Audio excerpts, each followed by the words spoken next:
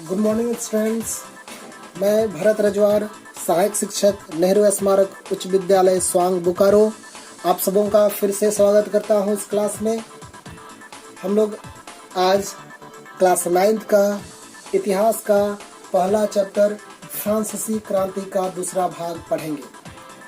पहला भाग हम लोग इसके पहले वाले क्लास में पढ़ चुके हैं। अगर आप लोग इसका पहला भाग यानी फर्स्ट पार्ट नहीं देखे हैं तो कृपया करके आप लोग देख लीजिएगा, क्योंकि नहीं देखते हैं तो आगे आपको समझने में कठिनाई हो सकती है। तो मैं आशा करता हूं कि आप लोग इसका फर्स्ट पार्ट देख लेंगे और देखने के बाद जो है इस सेकंड पार्ट को आप लोग देखेंगे।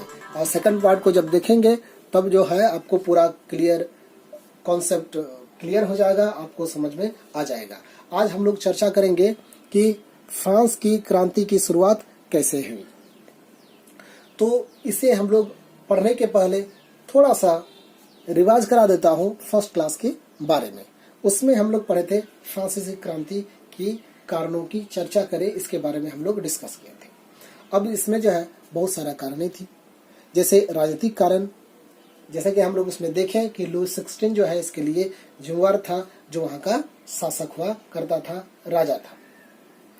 सामाजिक कारण की अगर बात करें तो जैसा कि हम लोग जानते हैं कि फ्रांस का जो समाज था वो 3 स्टेट्स में बटा हुआ था और तृतीय स्टेट के लोग जो है इस व्यवस्था से नाराज थे, उस व्यवस्था में परिवर्तन चाहते थे वहाँ के लोग, जिसके कारण जो है इस क्रांति को लाने में ये तृतीय स्टेट के लोगों ने बढ़ चढ़कर हिस्सा लिया। फिर आगे अगर कारण देखना चाहेंगे तो उसमें हम लोग देख सकते हैं आर्थिक कारण, जैसा कि हम लोग पिछला क्लास में चर्चा किए कि टैक्स बढ़ा दिया गया था और टैक्स बढ़ाने के कारण जो है लोग नाराज थे। फिर धार्मिक अगर कारण की चर्चा करेंगे तो देखेंगे कि पादरी लोग और कुलीन लोगों को, यानी प्रथम स्टेट और द्वितीय स्टेट के लोगों को जो है विशेष अधिकार मिला हुआ था। लोगों को टैक्स न देने का अधिकार, यानी देश को चलाने के लोग टैक्स नहीं दिया करते थे, ये अधिकार मिला हुआ था, जिसको कहा जाता था विशेष अधिकार मिला हुआ था। ठीक है।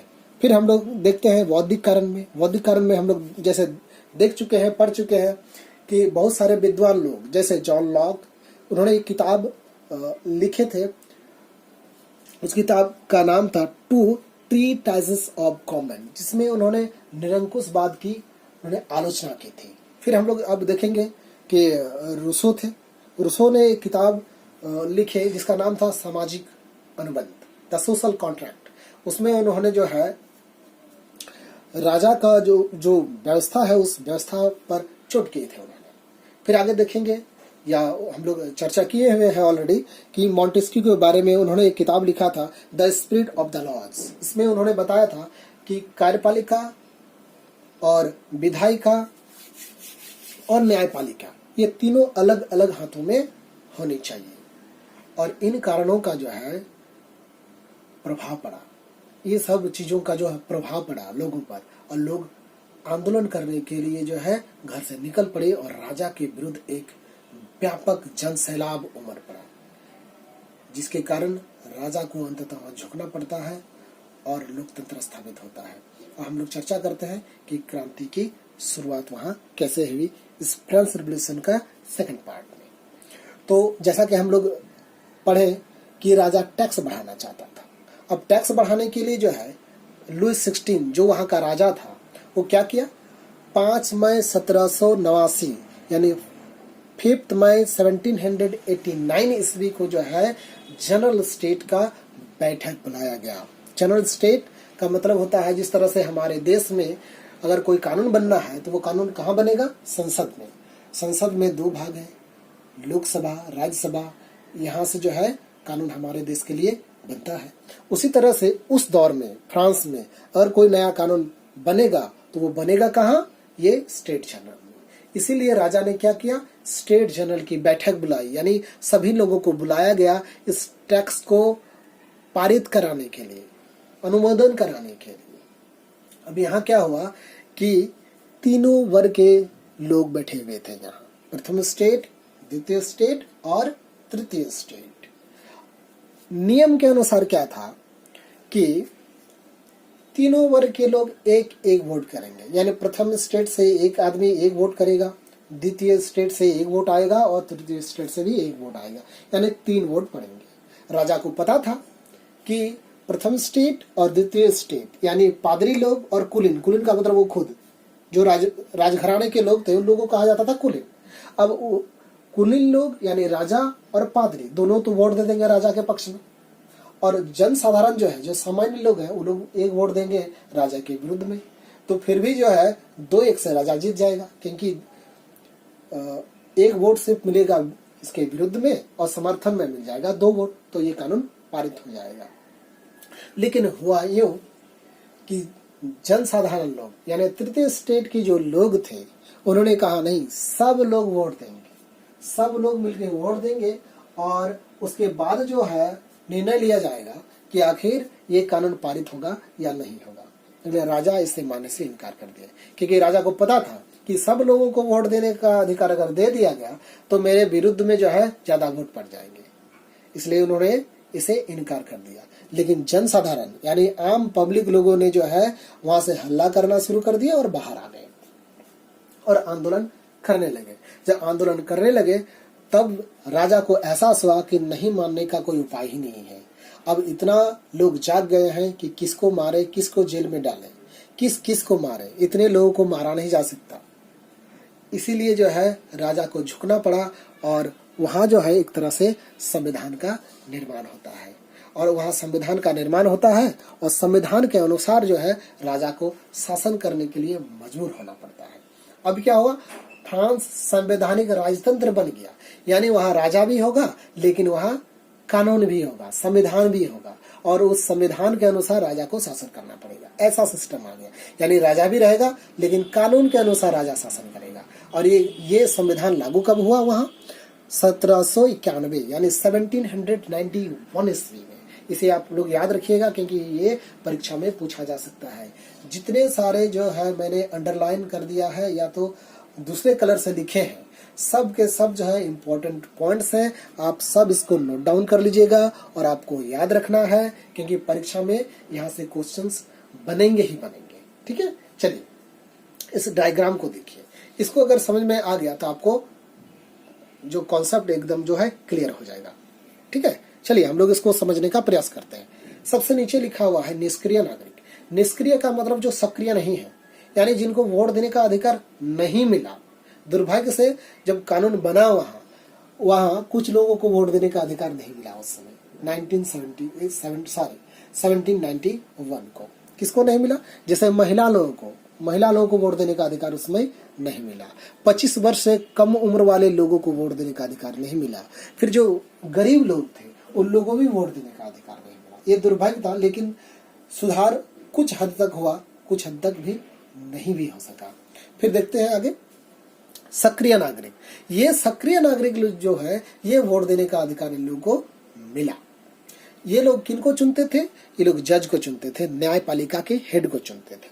और निर्वाचक यानी कि हमारे देश में यानी फ्रांस देश में कानून कौन बनाएगा, इसके लिए निर्वाचक 50,000 जो है निर्वाचक चुने गए। और ये 50,000 निर्वाचक कौन चुने? ये सक्रिय नागरिक। देखिए तीर बना हुआ है, वोट देके चुने निर्वाचक को, और देखिए 50,000 लोग आए, फिर ये निर्वाचक वोट दिए, तीर देखिए यहाँ। फिर ऊपर है नेशनल असेंबली, और नेशनल असेंबली में जो कितने लोग बैठे हुए थे?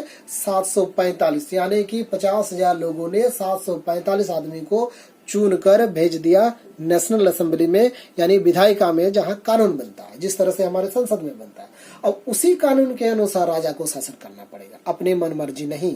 अब राजा का जो है एक तरह से शक्ति पर अंकुश लगा दिया गया। अब देखिए एक तीर निकला हुआ है नेशनल असेंबली से, नियंत्रण यानी मंत्री पर नियंत्रण और राजा पर नियंत्रण हो गया, यानी कंट्रोल हो गया। राजा मनमानी नहीं कर सकता था।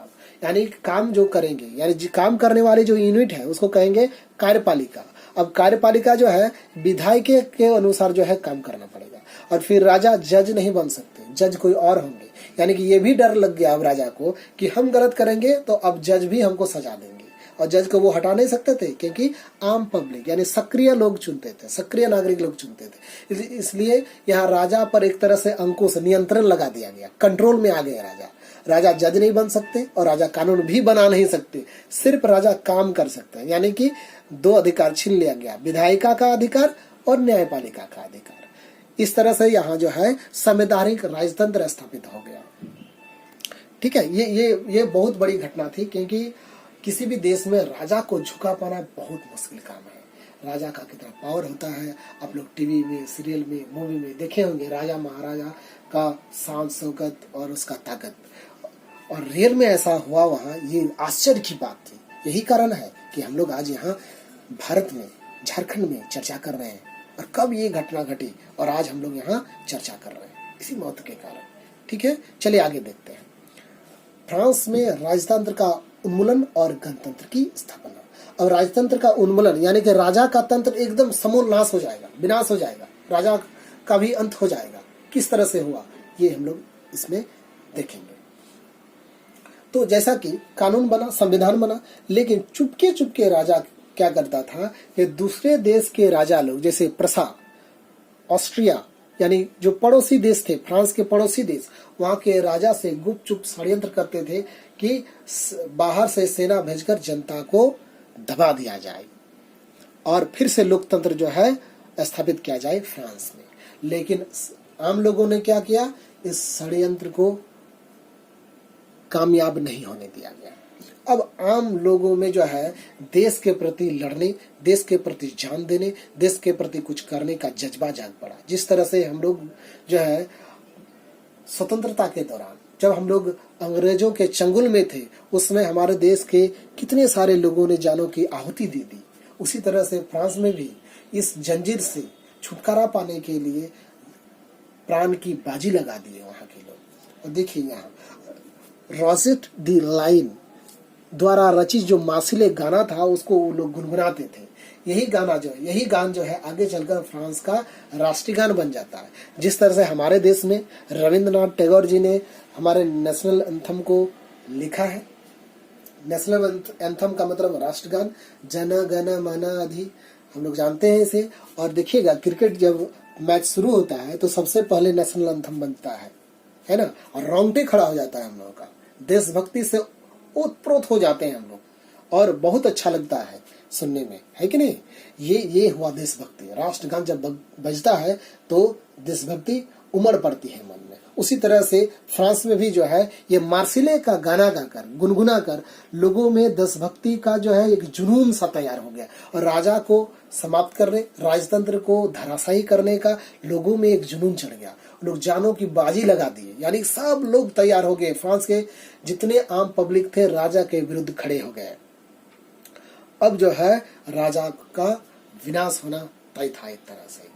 अब क्या हुआ, राजा जो इस तरह से गुपचुप जो कर रहा था षड्यंत्र, इसका चर्चा होने लगा था, और ये क्लब के लोग चर्चा करते थे। किस तरह से, जैकोबिन क्लब के लोग, यहाँ एक क्लब बना था, ये पेरिस में, फ्रांस की राजधानी पेरिस में, कॉन्वेंट ऑफ सेंट जेकब में यहाँ, और इसका हेड कौन थे, मैक्सिमिलियन रोबेस्पियर था इसका हेड। ये क्लब आप लोग जानते हैं, जैसे क्रिकेट टीम है हम लोग का, फुटबॉल टीम है, तो हम लोग का हेड होता है, उसी तरह से इसका हेड था क्लब का, इसका हेड था रोबेस्पियर था। हम लोग का कैप्टन होता है क्रिकेट टीम में, है कि नहीं। और हम लोग जब मैच खेलने जाते हैं तो हम लोग यूनिफॉर्म पहनते हैं कि नहीं, जर्सी पहनते हैं, तो जर्सी देख के ही पता चलता है कि नहीं ये इस टीम का खिलाड़ी है, ये उस टीम का खिलाड़ी है। उसी तरह से इस क्लब का भी ड्रेस हुआ करता था। ये देखिए ऊपर में दो तस्वीर है, एक पुरुष एक महिला का।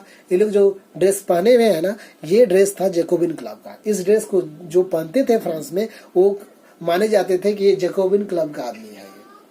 लोग को संकुलत कहा जाता था, जिसका अर्थ था बिना घुटनने वाले। ये आप लोग याद रखिएगा, क्योंकि ये सब परीक्षा में पूछा जाता है। यहाँ भी अंडरलाइन जितना किए हैं सब नोट डाउन कर लीजिएगा, है ना। और समझ में नहीं आए तो फिर आप कमेंट कर सकते हैं वीडियो में, सर ये हमको समझ में नहीं आया, फिर से मैं आपको ये जो समझा दूंगा आपको, ठीक है। चलिए आगे देखते हैं।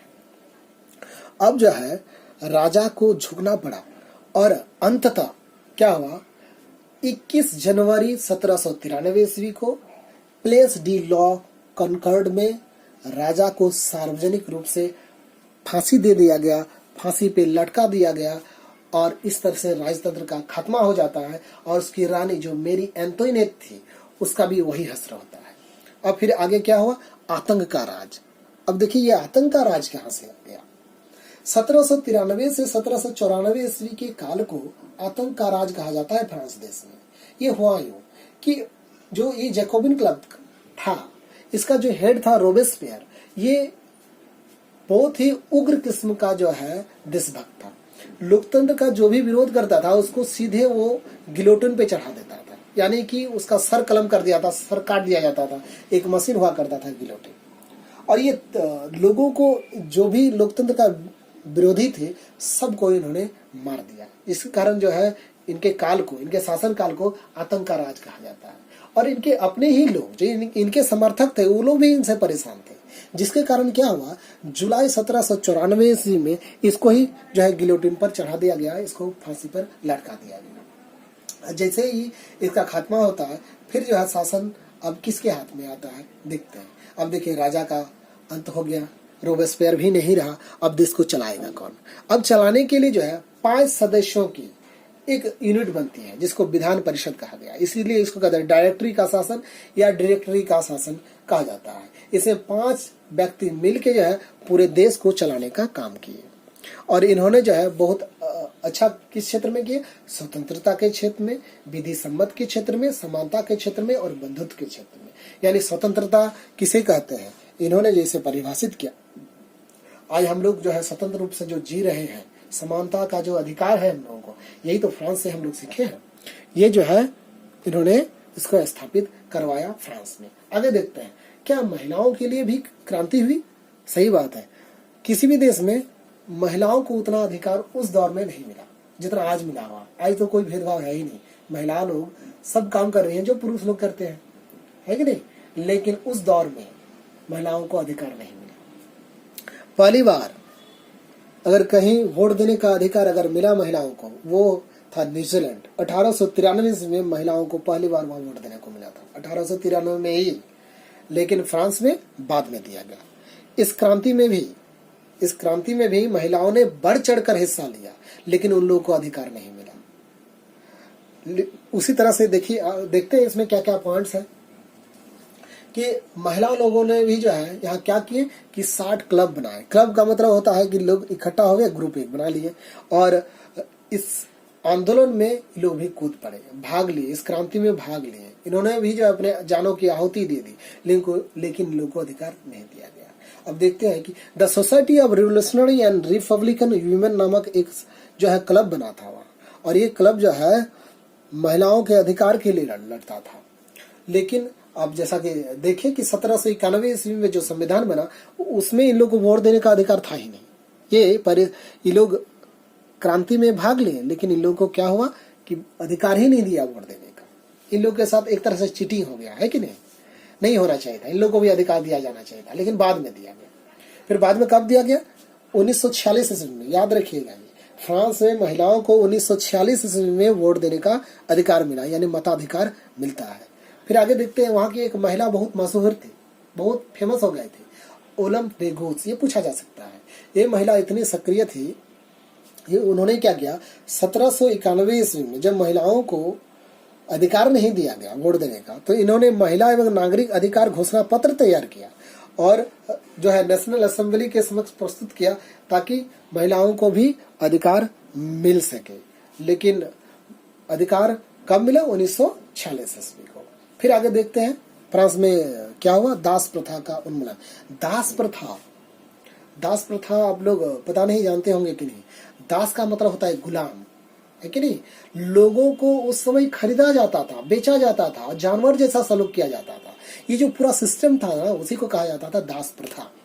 ये उस तरह का हुआ करता था। अभी हम लोग को आश्चर्य लगता है, आप लोग को तो बिल्कुल आश्चर्य लगता होगा कि ऐसा भी कभी होता था। बिल्कुल होता था, इंसान को खरीदा जाता था, बेचा जाता था, जानवर जैसा खटाया जाता था।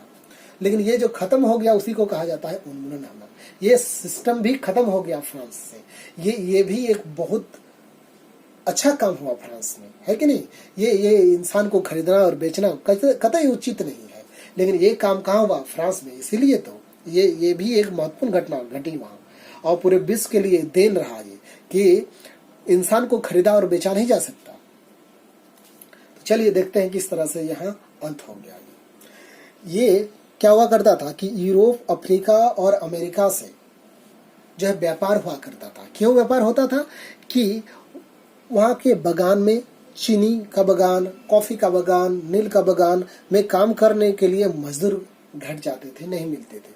तब क्या हुआ करता था, ये दूसरे महादेश से, खास करके अफ्रीका महादेश से, अमेरिका महादेश से लोगों को पकड़ पकड़ कर ले जाते थे और गुलाम बनाकर वहाँ जो है वहाँ बेच दिया करते थे और लोगों अमानवीय व्यवहार करते हुए उनसे काम करवाया जाता था।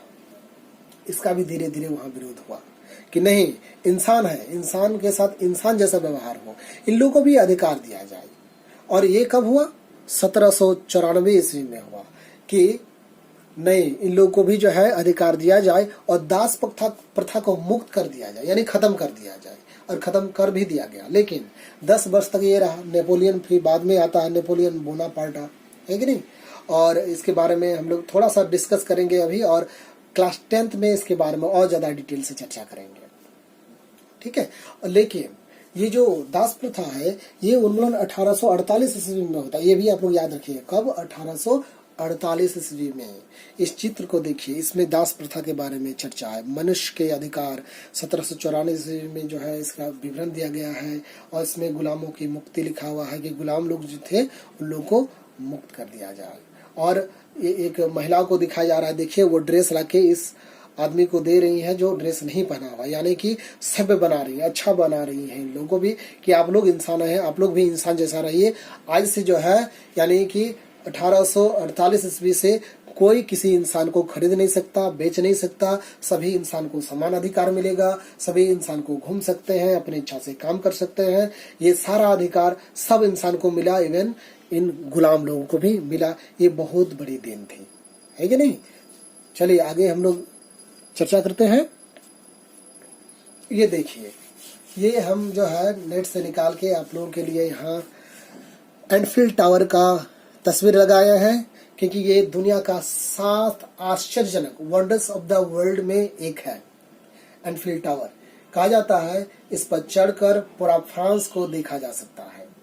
ये फ्रांस की राजधानी पेरिस का तस्वीर है। ये देखिए कितना सुंदर खूबसूरत सा ये देश है फ्रांस। और उस दौर में ये जो है फ्रांसीसी क्रांति हुई थी। और देखिए इसके बगल में हमने जो है एक चित्र लगाया है, ये फ्रांस का जो है वर्तमान राष्ट्रपति है इमैनुअल मैक्रोन। आपका जीएस जो है स्ट्रांग हो जाएगा, है ना। जीएस के बारे में जो है थोड़ा हम ध्यान रखें इस पर। चलिए हम यहाँ लिखे हैं थैंक यू फ्रांस। क्यों लिखे हैं, क्योंकि फ्रांस देश ने सिखाया कि स्वतंत्र रूप से कैसे रहा जाता है। स्वतंत्रता किसे कहते हैं, समानता किसे कहते हैं, भ्रातृत्व किसे कहते हैं, मुक्ति किसे कहते हैं। ये फ्रांस की क्रांति ने पूरी दुनिया को सिखाया कि स्वतंत्र रूप से लोगों को रहना चाहिए।